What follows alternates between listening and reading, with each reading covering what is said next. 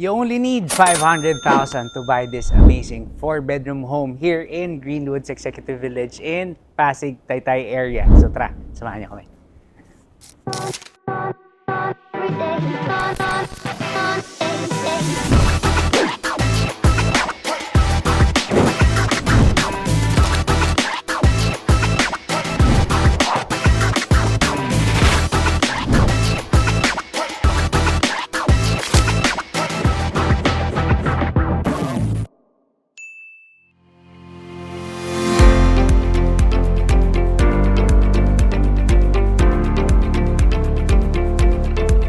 Here inside Greenwoods Executive Village in Pasig/Taytay area, and this house stands on a 120 square meter lot area.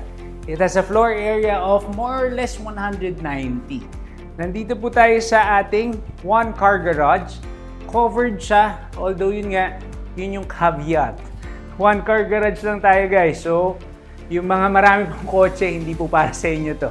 This is for a startup family, pero inside a very good or very peaceful village pa rin naman in Greenwoods Executive Village. So, ang kagandahan po, rain or shine, hindi po may initan or mauulanan ang inyong sasakyan. And kasya rin po dito ang mga MPV, even a van kasya. Yung pickup medyo hindi ko pa na-try, pero a van NV350 kasya po dito. Coming from our garage, this is our main door. Pero before entering the main door, meron pa po tayong small area to have a small garden in front of your house. So, for our main door naman, it's a solid wood main door na meron na rin pong smart or digital lock. Ito, makikita nyo. Ipo-program na lang po yan once mag-move in na po kayo. So, wow. Welcome to your 4-bedroom home. Ganda. Double height ceiling, di ba? Actually, laking bagay po ng naka-double height ceiling yung living area nyo. Medyo mababawasan lang yung floor area, pero yung space, yung double height niya, it adds up to the overall experience ng bahay. Ang kagandahan din po sa living area natin / receiving area, ang dami pong windows. Meron sa taas, and then meron dito sa baba. And if you open it, this is openable. Yan, owning po ang tawag sa ating window. Yan. Meron na po kayo natural air going inside the property. So, once we close the door, you can appreciate more etong ating napakagandang parang TV wall. Diba? Dito yung ating TV. Wala pa lang yung ating mga, anong tawag dito? Yung mga cabinets for your TV or yung TV rack nyo. Pero ang ganda na po ng ating backdrop. Diba? This is, PU na yata ito. Ay, hindi, sorry. Ito na yung mga bagong ngayon. Mga bagong parang plywood. Pero this is plastic already. So this is waterproof. And this is also PVC. So, anay-proof, waterproof na po yan. Pero mukhang marble, diba? Ganda. So, coming from our living area / receiving area, actually, ang laki, sorry. Mabalik lang tayo, guys, ha? I just want to emphasize, napakaluwag po nito. This is 60 by... This is about 4.5 meters. Tapos yun, ang laking living area po niyan. Actually, kahit hindi po kayo starting family, kung family of 5, family of 6, maganda po ito. Ang pinakamagandang parte pa nito, 500,000 lang required down payment natin. So coming from our living area, pwede pa kayo maglagay ng storage dito. Pag pinasarado nyo po itong under the staircase, this can be a storage area if you need more storage. And then, eto naman po ang ating dining and kitchen area. Medyo palitan nyo lang yung color ng light para medyo mas maliwanag syempre. Kasi siya ngayon naka-warm.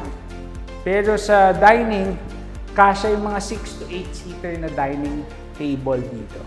Syempre, mas mamamaximize nyo siya. Actually, pwede rin dito yung Dahil pa-square siya, pwede rin yung mga round table natin dito.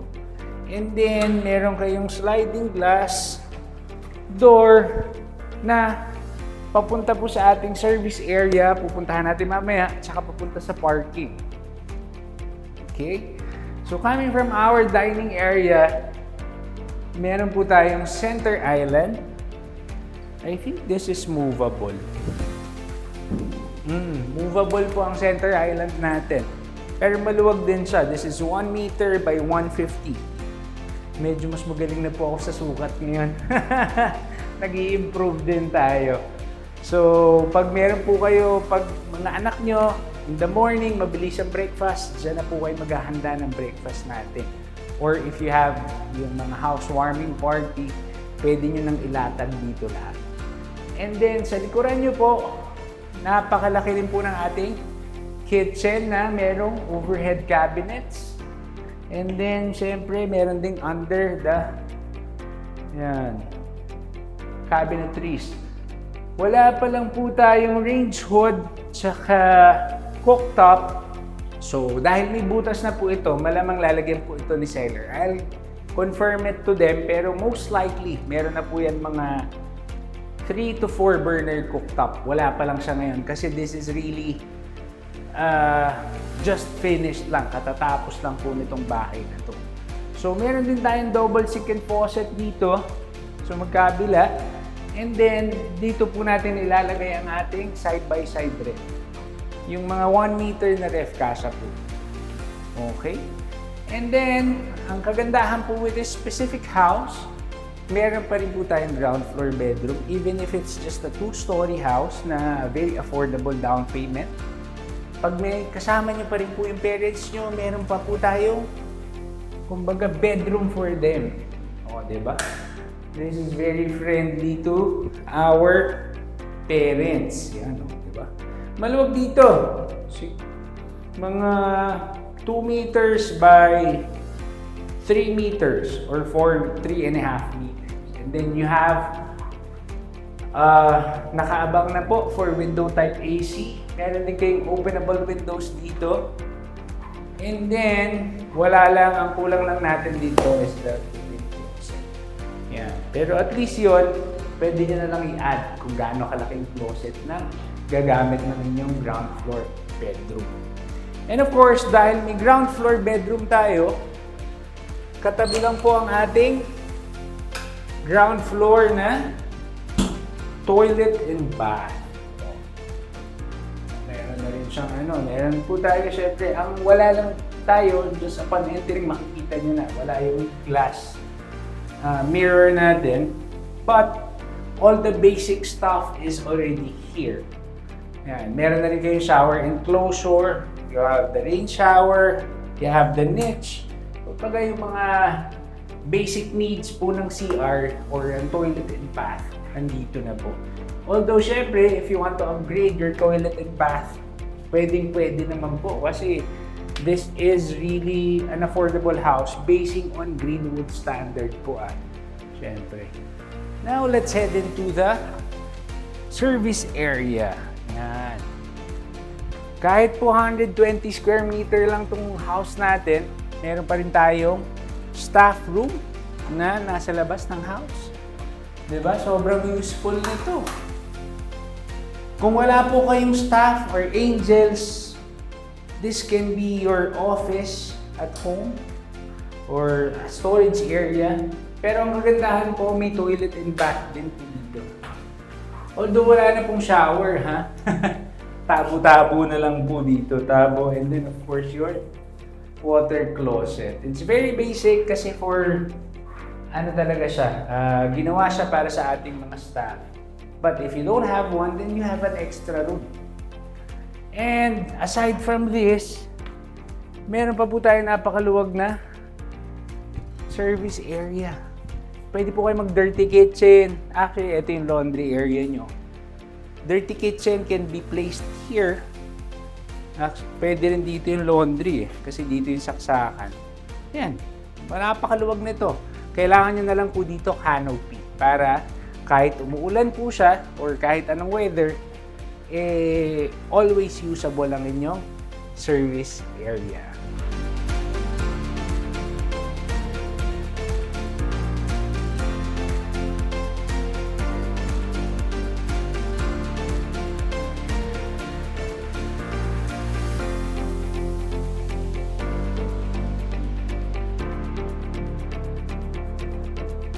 Yan, let's head into the second floor.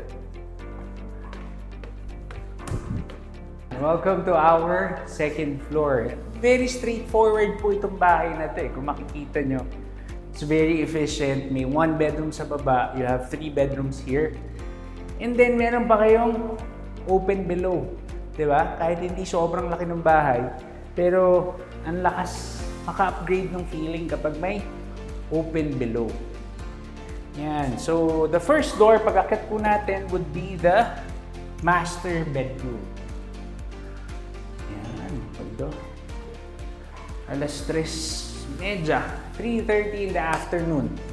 Mainit pero hindi naman po yung scorching hot na tinatawag natin. Kasi facing north naman po itong bahay na to.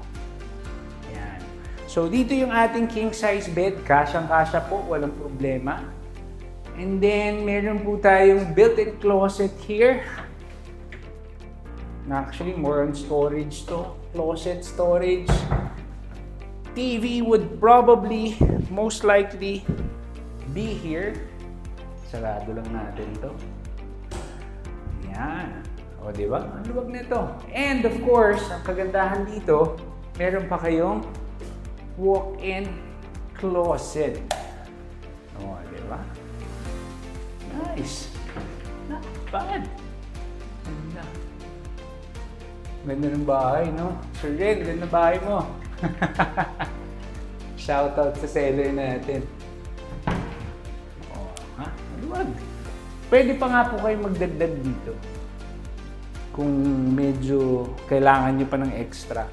Kahit isang ganito lang. Yung 2-door. Pwede pa kayo magdagdag dito. Para meron namang closet space si Mister. Puro kay Mrs. lang to. Ayan. Tapos kung gusto nyo po nang hindi lagi naka-aircon, pwede nyo rin din pong buksan yung sliding window natin. Ayan o. May natural air na. Sarap. And then of course, coming from our walk-in closet, meron tayo syempre master's toilet and bath. With this one, meron na siyang medicine cabinet. Na merong mirror. Makikita nyo po si BJ. O Narrative Studios po yan. And then, of course, you have the rain shower, the niche, provision for water heater. Tapos, ang kagandahan po, gray and white po yung color palette for this master's toilet and bath. Medyo ano siya, manly, pero ang kagandahan naman, nababalance nung brown ng wood natin, light brown. And for the master bedroom, meron din po kayong balcony. Naka-wrap around po yung ating balcony. So, hindi lang po front, pati dito sa side, meron pa po kayong space. Actually, mas malamig pa dito sa gilid. Ang lamig, di ba? Sarap. 4, alas 3 ng hapon. Sobrang ganda. Ay! Sa mga nanonood po sa ibang bansa, ayan, hello po sa inyong lahat. And sa ating mga local clients also, kahit po sobrang busy nyo, we will help you with all the processes na kailangan sa bank and sa transfer ng title. So, now let's check the third bedroom. Ayan. So, our third bedroom, your bed would be here. Ayan, palit kami. Dito ang ating headboard. Double or queen size bed, kasya pa rin po dito. And then you have a provision for window type. Usually po, mapapansin nyo, there are builders na window type pa rin yung gamit kapag nasa likod po yung bedrooms. Although for the master bedroom, split type po ang provision natin doon para hindi po kita naman na merong window type. Hindi po masyadong maganda yan. So, meron din tayong closet, built-in closet, and then meron pa kayong area for the vanity. Kung maglalagay po kayo ng vanity mirror, vanity area dito, meron pa po. Yan. And then coming from the third bedroom, This is our fourth and last bedroom. Almost same size ng ating third bedroom, but it's on the other side.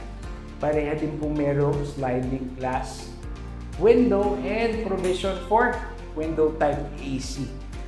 Very straightforward ang ating napakaganda rin itong bahay na to. Very straightforward, di masyadong fancy, pero meron pa rin fancy area, yung double height ceiling. And then, of course, dahil meron tayong dalawang bedrooms dito, meron tayong shared or common toilet and bath. Ayan, meron na po tayo yung tulad ng kanina. Medicine cabinet or kung ano man, toiletries cabinet. And then, same as the finishes for the ground floor toilet and bath. Ganon din po dito. Iba lang po ng konti yung color palette. Yan. So, kumpleto na rin.